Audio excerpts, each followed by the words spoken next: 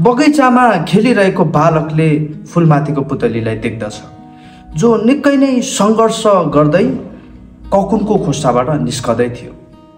यो दृश्यलाई उसले धेरै ध्यान दिएर हेर्छ। एकैछिनपछि उसलाई निकै असजिलो महसुस हुन्छ अनि पुतलीलाई बोकेर आफ्नो कोठामा लान्छ अनि कैचीले त्यो खोस्टालाई काटिदिन्छ। तर जसै पुतली बाहिर निस्कन्छ त्यो उड्न सक्दैन। निकै नै दुखित हुँदै दौडदै बुबा कहाँ गएर उसले भन्दछ, बुबा बुबा, यो पुतली खोस्टाबाट निस्कन निकै सङ्घर्ष गरिरहेको थियो, यसलाई सहायता होस् भनेर मैले यसको खोस्टा काटिदिएँ, तर यो उड्न सकिरहेको छैन। तब बुबाले आफ्नो छोरालाई सम्झाउँदै भन्दछ, मेरो प्रिय छोरा, पुतली सफल रूपमा उड्नको निम्ति सङ्घर्ष आवश्यक छ। जसै यो खोस्टाबाट निस्कनको निम्ति सङ्घर्ष गर्छ, यसको पखेटाहरूमा यसले ताकत हासिल गर्दछ। यसको पूर्ण वृद्धि र विकासको निम्ति सङ्घर्ष नितान्त आवश्यक छ। तर तिमीले यसको खोस्टा काटिदिएर यसलाई अपाङ्ग तुल्याएका छौ। छोरा निकै नै दुखित हुन्छ।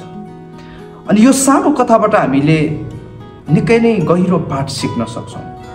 कतिचोटि हाम्रो जीवनमा परमेश्वरले बाधा र अवरोधहरूलाई आउने अनुमति दिनुहुन्छ ताकि हामी वृद्धि र विकास हुन सकौँ भनेर, हाम्रो विश्वासमा हामी अझै स्थिर हुन सकौँ भनेर। परमेश्वरले हाम्रो जीवनमा हाम्रो विश्वासको जाँच लिनुहुन्छ ताकि हामी विश्वासमा अझै स्थिर र परिपक्व हुन सकौँ भनेर।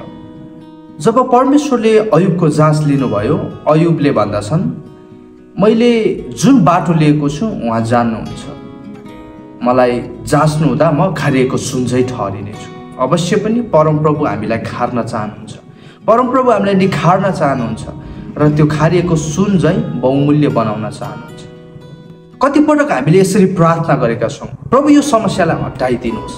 तर प्रियहरू, म तपाईँलाई बताउन चाहन्छु, परमप्रभु समस्यालाई हटाएर होइन, समस्याहरूको बिचमा आफैलाई प्रमाणित गर्नुहुन्छ।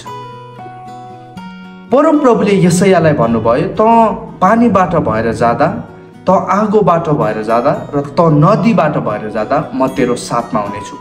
त्यसले तँलाई डुबाउने छैन, त्यसले तँलाई जलाउने छैन। परमप्रभुले यशायालाई पानी, नदी अनि आगो हटाउने प्रतिज्ञा दिनु भएन।